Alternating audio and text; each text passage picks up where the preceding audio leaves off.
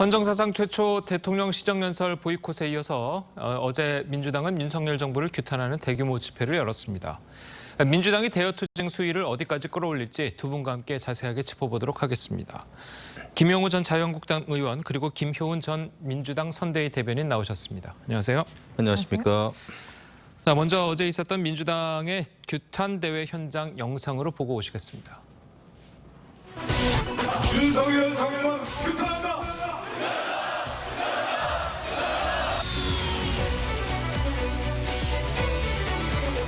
윤석열 정권이 기어코 검찰 본색의 이빨을 드러냈습니다. 야당을 아예 말살하고 전 정부의 흔적을 모두 지우려는 공작의 칼끝은 결국 현직 대통령과 현직 야당 대표를 향해 있음이 분명히 됐습니다.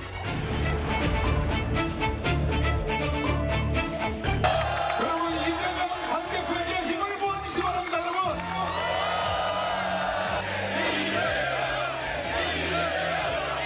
경제와 민생이 사탄 지경입니다. 참으로 한심한 정권 아닙니까, 여러분? 국가 역량을 야당 탄압과 정치 보복에 허비하는 것은 죄악입니다. 국민 여러분, 민생 파탄 외면하는 정부 여당에게 경종을 울려주십시오.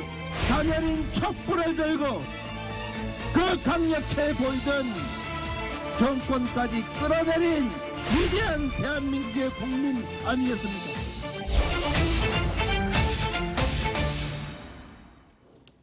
예, 이 보신 것처럼 어제 규탄대회는 의원과 당직자 등 1000여 명이 이제 모였다고 합니다. 자, 어제 뭐 현장 분위기는 어땠습니까? 저는 저 화면을 보니까요, 한 6년 전에 이제 예. 박근혜 정부의 그 정말 국정농단이 나왔을 때 민주당이 외쳤던 딱 그 느낌이 들었습니다. 지금 보면 어제 당직자들은 그랬을 거예요. 아, 지금 나 다시 야당으로 돌아간 게 실감이 난다. 이런 지금 분위기거든요. 아니, 야당 됐다고 해서 저렇게 대통령 쪽에서 이렇게 민주당을 밀어붙이고 이렇게 검찰 독재, 어제 나온 게 검찰 독재 민생 파탄이었습니다. 그리고 저는 지금 윤석열 정부 6개월을 정확히 표현한 단어가 어제 이재명 대표가 얘기한 한심한 정권이라는 거거든요. 저는 국민들도 그렇게 생각하실 것 같습니다. 지금 어떤 정부가 정권 초기 6개월에 이렇게 소란스럽고 시끄럽고 혼란스럽고 그리고 대통령의 일방적인 국정 운영이었는지 이거에 대해서는 저는 전대미문이라고 보고요.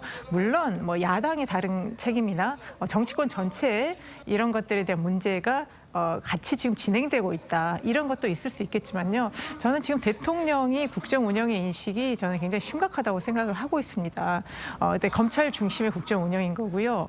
그리고 저는 아침에 대통령께서 출근하시면서 약식 회견을 꼭 해야 되는지 그럴 때마다 지금 계속 정치적인 발언이 나오고 있거든요. 그러면 대통령이 어떤 정쟁의 한복판에 있습니다. 지금은 한복판을 넘어서 정쟁을 주도하는 입장이 돼버린 거예요. 대통령과 야당이 직접적으로 맞서면서 우리 정치가 지금 실종되는 상황이고요.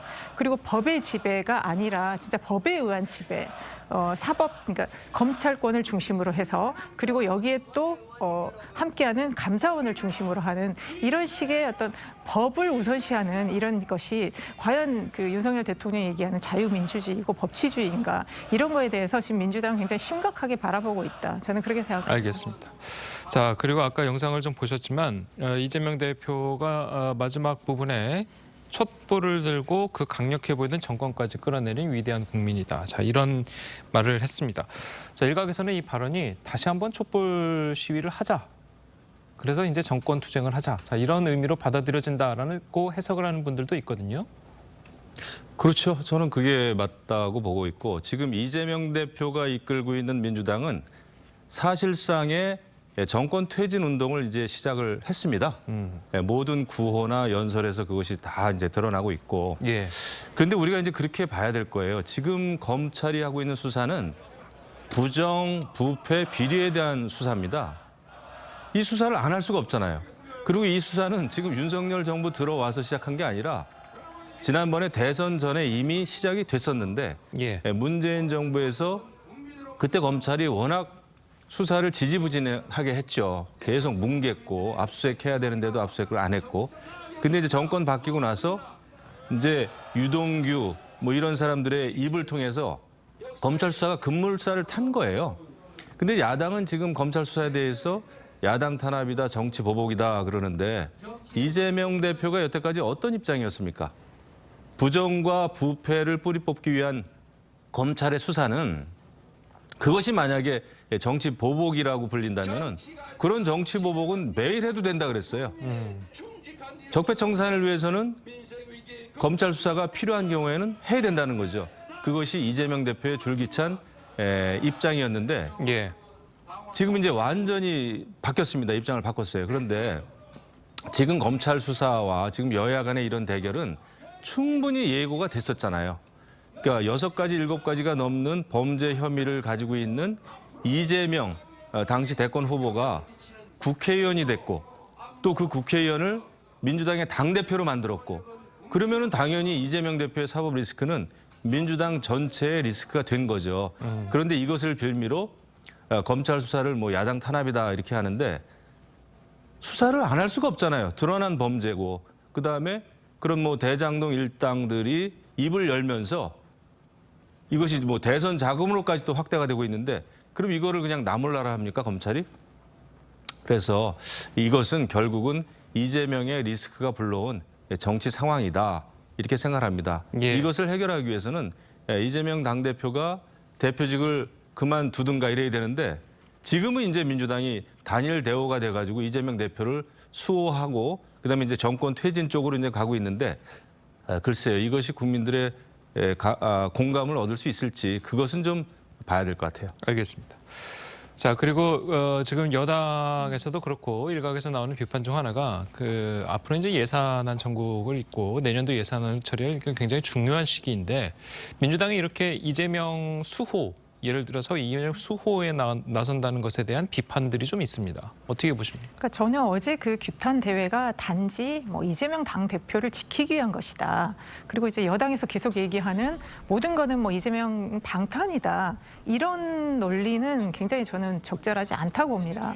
지금 어제 민주당이 얘기한 거는 지금 현 정부에 대한 실정을 우리가 지적을 하는 거거든요. 6개월 동안 봤을 때 대통령이 보여준 모습들, 발언과 행동 태도들, 그리고 국정을 운영하는 모습들이 너무나 아마추어적이고 만약에 아마추어적이라면 많은 어떤 관료들이나 다른 국민들의 뜻을 모아서 국정을 잘 운영해야 되는데 일부 검찰을 중심으로 한 그리고 또 감사원을 대동한 이런 굉장히 그 법에 의한 지배, 민주주의를 오히려 파괴하는 이 행태에 대해서 지금 전반적으로 문제를 제기하고 있는 겁니다. 그리고 지금 경제나 이런 것들이 얼마나 어렵습니까? 그런 문제에 대해서는 현 정부는 뭔가 문제가 있으면 그거를 잘못을 인정을 하거나 이런 것들이 전혀 없습니다. 그렇게 해서 굉장히 지금 대통령이 먼저 군림하는 그런 방식의 이런 국정 운영을 보여주고 있기 때문에 이거에 대한 총체적인 문제 제기를 하는 것이고요. 그리고 민주당은 또 제1야당으로서 민생을 위해서 하고 있는 일을 하고 있습니다. 다만 그런 것들이 잘 국민들한테 보여지지 않는 부분이 있는 거고요. 엊그저께야 이제 시정연설을 반대를 했지만 앞으로 또 예산안을 처리를 하고 국회에서 많은 민생 법안들을 처리하는 것이 또 민주당의 의무이기 때문에요. 민주당이 무조건 뭐 정회로 나가서 어떤 국민들을 선동한다. 이런 거는 여당이 원하는 그런 프레임인 것 같습니다. 예.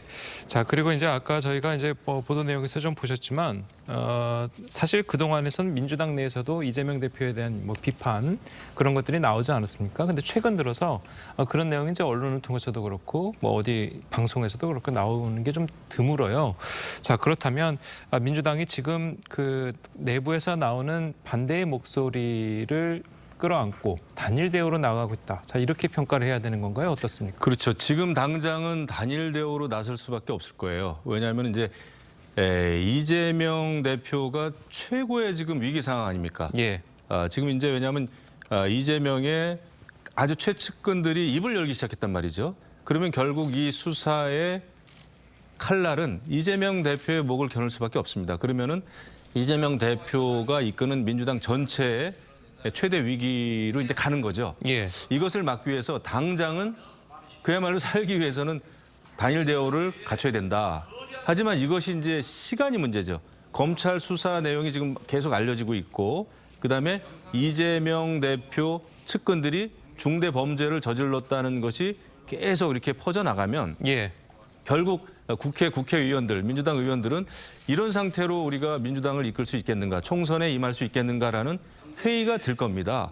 그러면은 결국은 이탈 세력이 이제 나오게 되겠죠. 그래서 지금은 한 목소리를 내는 것 같지만 민주당 의원들 또 내부적으로 얘기 들어보면은 야, 이런 상태로는 정말 민주당 큰일인데 이게 이재명 대표가 민주당 전체를 사지로 몰고 가는 거 아니냐 말이죠. 이런 의견들이 지금 파다해요. 그래서 이렇게 그냥 장외투쟁으로 나서고는 있습니다만은 제가 볼 때 민주당 의원들은 속은 새까맣게 지금 타들어가고 있다.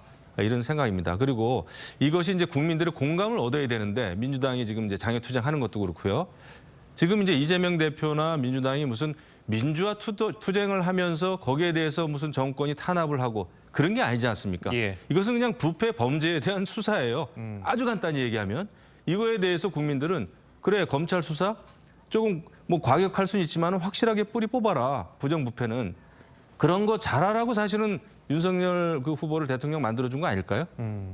물론 그 절차적으로 잘해야 되고 지금 정치 상황이 여야가 극한적으로 대립하는 정치가 안 풀리는 거에 대해서는 대통령도 책임이 있죠. 예. 그거를 외면할 수는 없습니다. 하지만 범죄 수사는 범죄 수사예요. 그거를 또 손 놓고 하지 말라라고 하는 거는 그 민주당에게는 그 설득력이 없다. 국민들도 공감하기 어렵겠다. 그리고 지금 정권 퇴진을 지금 이제 내세우고 있는데 범죄 수사하는 거하고 정권 퇴진하고는 너무나 거리가 멀다. 아마 민주당의 외로운 싸움이 될 가능성이 저는 굉장히 크다. 이렇게 생각을 합니다. 알겠습니다. 자, 그리고 어제였죠. 민주당 시정연설 보이콧에 대해서 어제 윤석열 대통령도 작심 발언을 내놨습니다. 직접 들어보시겠습니다. 다만 좀 안타까운 것은 정치 상황이 어떻더라도 과거에 노태우 그 대통령 시절부터 지금까지 우리 헌정사의 하나의 관행으로 굳어져 온 것이 무너졌기 때문에 아마 앞으로는 정치 상황에 따라서 이런 대통령 시정연설에 국회의원들이 불참하는 이런 일들이 종종 생기지 않겠나 싶고 좋은 관행은 어떠한 어려운 상황이 있더라도 지켜져야 되는 것이라고 생각합니다. 예, 뭐 윤 대통령은 헌정사에서 이제 관행으로 굳어져 온 게 무너졌다. 이제 앞으로도 얼마든지 정치 상황에 따라서 무너질 수 있을 것이다라고 이제 얘기를 했는데요. 어떻게 들으셨습니까? 그러니까 대통령께서 굉장히 강한 표현을 쓰셨어요. 국민들 들으면 30년 헌정사에 뭔가 무너졌다. 엄청나게 지금 어떤 민주주의, 어떤 헌법 가치를 무너뜨렸다. 이렇게 지금 국민들한테 다가가는 거거든요.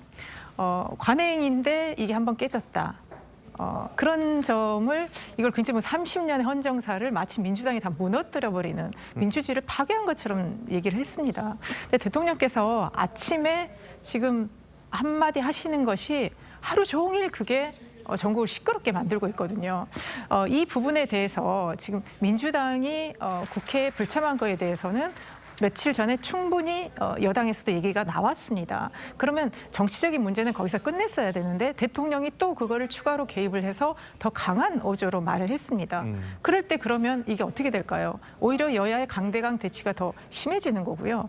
저는 대통령께서 조금 생각을 지금 잘못하고 계시는 게 국민과의 나는 소통을 하겠다고 하면서 아침마다 말씀을 하십니다. 그런데 소통이라는 거는 상대가 듣고 싶은 얘기를 주로 듣는 거고요. 그리고 상대와 함께 어떤 문제를 해결하는 것이지 본인의 생각을 일방적으로 전달을 하고 이거를 수용하든지 말든지 나는 이대로 가겠다.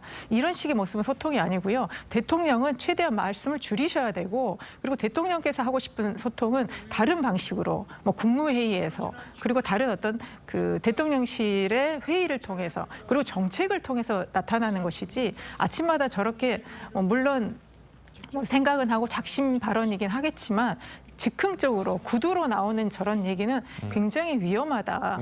그래서 앞으로 대통령께서 이렇게 소통이라는 이름으로 국정을 혼란하게 하는 거 이거는 저는 대통령실에서 좀 생각을 다시 해봐야 되지 않나 싶습니다. 예, 자 무슨 뭐 헌법을 무너뜨린 거는 모르겠습니다만 어쨌든 30년 관행을 무너뜨린 건 맞는 거 아니겠습니까?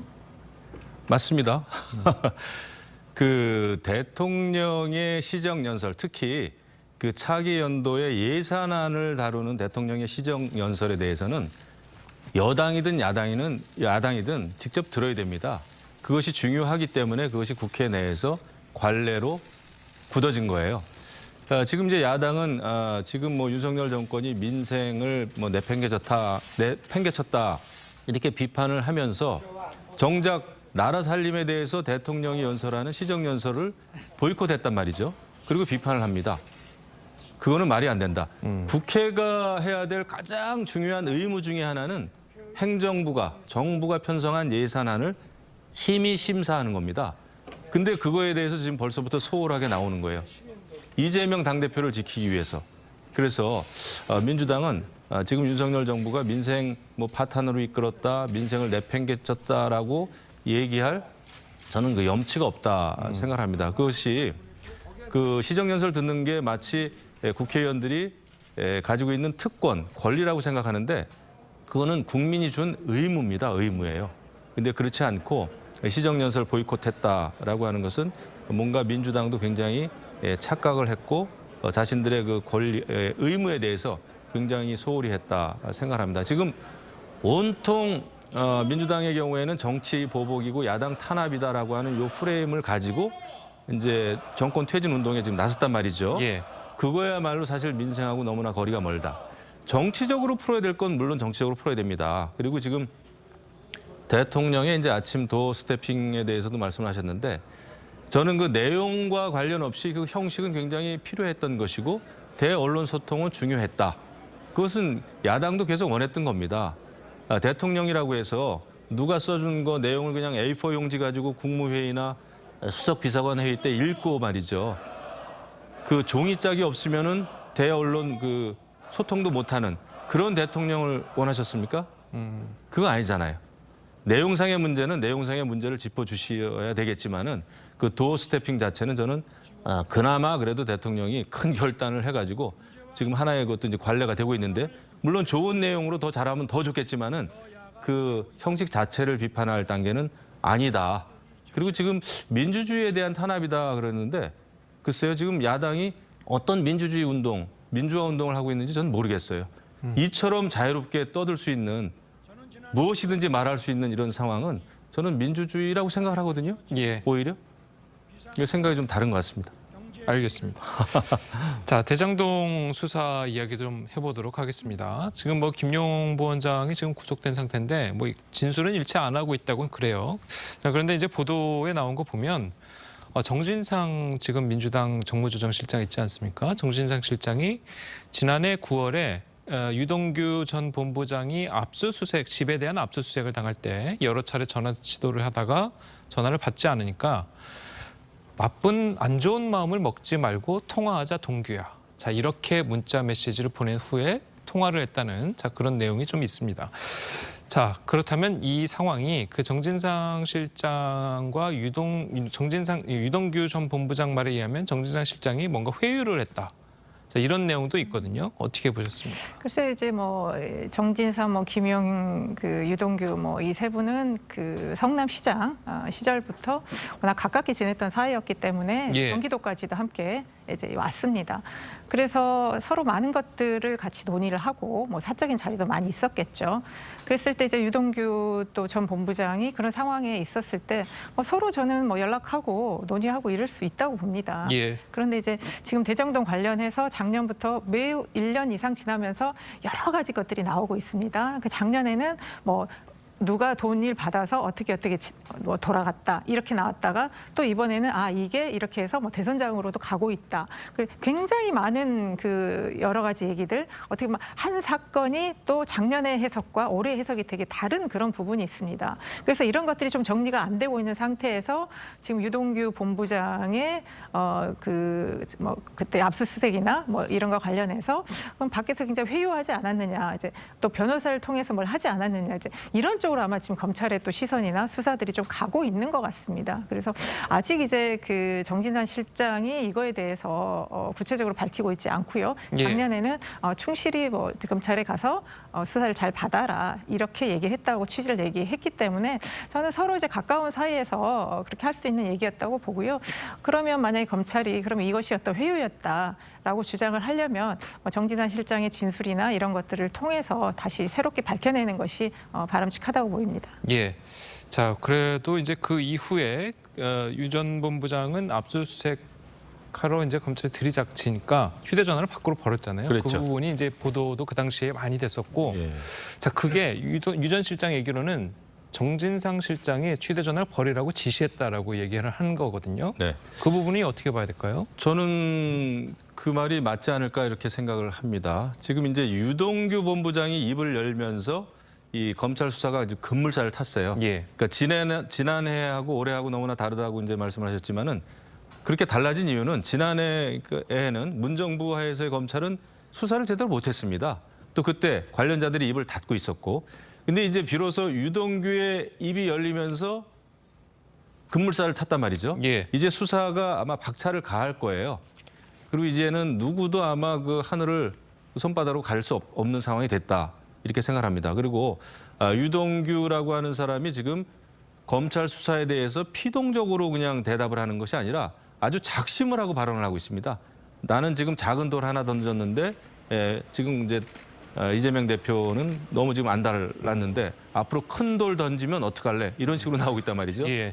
그렇게 봤을 때 앞으로 유동규 본부장이 계속 이 사안에 대해서 입을 열 때마다 검찰 수사는 이제 박차를 가할 것이고, 물론 유동규 씨의 여러 그 진술이 사실인지 아닌지는 검찰 수사를 해봐야 알겠죠. 예. 그렇기 때문에 더더욱 민주당은 이 검찰 수사를 방해하면 안 됩니다. 예. 뭐 압수수색하는 것도 방해하고 그걸 또 야당 탄압이라고 하고 그러면은 수사를 못하는 거 아니겠습니까? 그래서 이것은 수사가 제대로 진척이 되는 것이 맞다 이렇게 생각하고, 유동규의 입, 또 앞으로 또 김용 그 부원장의 입도 지금은 김용 부원장이 입을 닫고 있습니다만은 그 입이 열릴 수가 있겠죠. 또 정진상이라고 하는 정무실장의 입도 열릴 수 있을 것이다 이렇게 생각을 하는데, 예. 지금 이제 여러 사람들이 지금 입을 열고 있지 않습니까? 남욱 변호사도 입을 열고 있고, 그렇기 때문에 이것은 뭐 어느 누가 입을 닫아야 된다라고 회유한들 그 회유가 성공할 수 있겠냐 말이죠. 이런 생각이 듭니다. 이것은 이제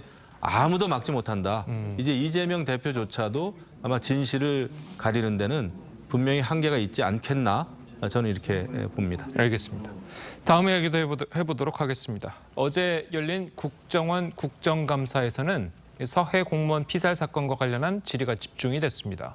어떤 이야기가 나왔는지 직접 들어보시겠습니다. 국정원 메인 서버는 보고서 삭제가 불가능하다라는 이야기 하셨고, 첩보를 저장하거나 또는 배포하는 서버에서는 자료 삭제가 가능하다라는 말이 있었습니다. 국정원장이 임의로 삭제가 가능하지만 이전까지 국정원장이 그런 일을 지시한 바는 없었다.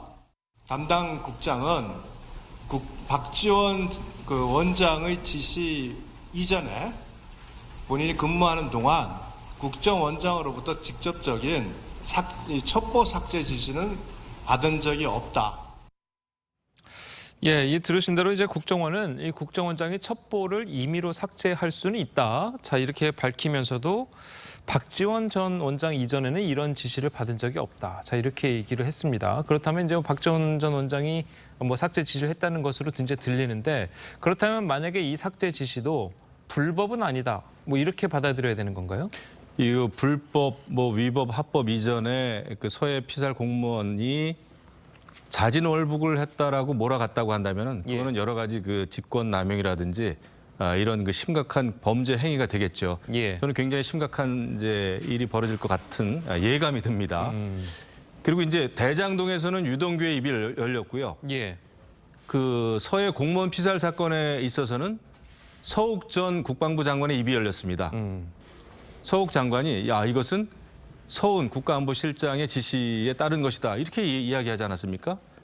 그렇다면은 서훈 그 전 안보실장의 그런 결정은 문재인 대통령하고 무관하게 내려진 걸까요? 그렇기 때문에 이 수사는 결국은 서훈 전 실장과 또 문재인 대통령에게까지 수사를 안 할 수가 없다. 이렇게 됐습니다. 그래서 저도 놀랬지만은 전 국방부 장관이 그렇게 입을 열면서 이것은 결국은 청와대의 지시에 의해서 된 것이구나. 이것이 지금 확실해진 거 아닙니까? 그래서 이제 수사는 또 급물살을 타게 됐다. 그리고 이제 서해 공무원 피살 사건은 정말 그 엄청난 사건이에요. 이게 한 가족에 그냥 해당되는 문제가 아니라 한 공무원에 해당되는 문제가 아니라 그 자진 월북했다라고 하는 그 판단을 내리는 데 있어서 이것이 국가 권력으로 대통령서부터 국가안보실, 국정원, 국방부가 한 몸이 돼가지고 자진 월북으로 몰아갔다고 한다면은 이것은 엄청난 사건입니다. 예. 그래서 서 국방부 장관이 입을 연 거에 대해서는 저는 굉장히 심각한 이제 일이 터지겠구나 생각을 하고 있고요. 그래서 이제 관련자들, 그러니까 뭐 박지원 전 국정원장, 또 서훈 안보실장, 또 여러 사람들이 오늘이죠 아마 오늘 국회에서 그 언론 브리핑을 한다고 그러죠. 성명서를 발표한다고 그러는데 그만큼 이 사안이 이제 굉장히 중대한 그런 기로에 섰습니다. 대통령서부터 모든 사람이 책임을 지게 됐어요 이제. 예. 만약에 서욱 그 장관의 말이 맞다면 또 서훈 안보실장이 지시를 했다면 굉장히 이 일은 이제 이 사건도 검찰 수사에 급물살을 타게 됐다. 이렇게 생각합니다. 알겠습니다. 자, 그동안 이제 박지원 전 원장 같은 경우에는 이 삭제 지시와 관련된 건에 대해서는 일관된 입장을 좀 보였었잖아요. 자, 그런데 어제 그 국정원 국정감사를 보면 앞서서도 이제 말씀드렸듯이 이 국정원의 국장의 이야기에 따르면 박지원 전 원장 이전에는 지시가 없었다는 거는 박지원 전 원장 때는 지시가 있었다라는 취지로 이제 받아들여지기 때문에 자, 그 부분은 좀 어떻게 봐야 될까요? 그러니까 이제 감사원에서 계속 문제 제기를 할 때부터 나온 얘기였죠. 이거는 예. 박지원 원장이 삭제를 지시했다. 그리고 박지원 전 원장은 그런 일이 없다라고 일관되게 상반된 주장을 하고 있습니다. 예. 그렇기 때문에 오늘 이제 서훈, 박지원 전 국정원장들이 브리핑하는 것이 저는 굉장히 중요한 입장의 발표가 있을 것 같습니다. 지금 이 문재인 정부에 있었던 그 두 건 서해 공무원 피격이라 그다음에 이제 돌려보낸 이 사건에 대해서는 대통령실과 감사원에 대해서는 그 상반된 주장이 계속 나왔습니다만 예. 또 반대 측인 그 이전에 문재인 정부의 그 고위 관료들에 대해서는 지금 정확히 입장이 나오지 않았습니다. 그렇기 때문에 오늘 저는 그 나오는 입장들이 굉장히 중요할 거라고 생각을 하고요. 지금 이게 정권 초기부터 굉장히 그 우리나라를 지금 혼란스럽게 만들고 있습니다. 그랬을 때 저는 이걸 빨리 마무리를 해야지 계속 이걸 가지고 전 정부의 모든 거, 그러니까 남북 관계뿐만 아니라 다른 그 정책 결정의 영역까지도 모두 감사원과 검찰이 개입을 해서 전 정부의 모든 것들을 한번 털어보자. 이렇게 가는 거는 정말 우리나라의 미래가 없다고 생각합니다. 물론 전 정부에서 잘못한 게 있었으면 이걸 해나가야 되겠죠. 그런데 지금 국민들 보시기에 현 정부는 과거만 있고 지금 현재의 어려운 민생은 없습니다. 그러다 보니까 굉장히 미래가 암담한 지금 그렇게 펼쳐지고 있기 때문에 저는 오늘부로 좀 진실이 명명백백하게 밝혀졌으면 하는 그런 바람입니다. 예. 그리고요. 그 SI 정보 있잖아요. 군첩보호 정보. 거기에도 월북이라는 단어가 있었다는 그런 얘기도 있었거든요. 그렇죠. 예. 그 월북이라는 단어가 딱 한 번인가 있었다고 지금 알려져 있는데 그 말이 하나 들어갔다고 해서 그 공무원이 월북을 했다라고 판단하는 거는 엄청난 논리적인 비약이죠. 그렇기 때문에 그걸 그 월북이라는 단어를 가지고 월북했다라고 하는 그렇게 몰아간 거 아닙니까? 지금 저기 문재인 정부에서. 그게 지금 잘못됐다는 거거든요. 여러 정황을 지금 미뤄볼 때. 그렇기 때문에 이거에 대해서는 검찰 수사가 빨리 이루어져야 됩니다. 이제 사실이 밝혀지기를 원하신다 이러는데 그것 때문에 문재인 전 대통령도 사실은 감사원의 서면 질의 그거 다 받으셨어야 돼요. 원래는. 그거를 거부하고 무례한 짓이다. 이렇게 이야기할 게 아닙니다. 진실을 밝히기 위해서는 수사에 협조를 해야죠. 감사원 감사에 협조를 해야죠. 그런 걸 다 방해하고 거부하면서 진실이 밝혀져야 된다. 라고 이야기할 수 있겠는가 말이죠. 그래서 지금 이제 야당 탄압으로만 몰아갈 게 아니라 밝혀져야 될 진실은 빨리 밝혀지고 그다음에 이제 민생은 또 민생대로 챙겨야 되는 거지. 지금 이 마당에 민주당이 장외에 나서서 촛불을 들먹이면서 정권 퇴진 운동을 한다?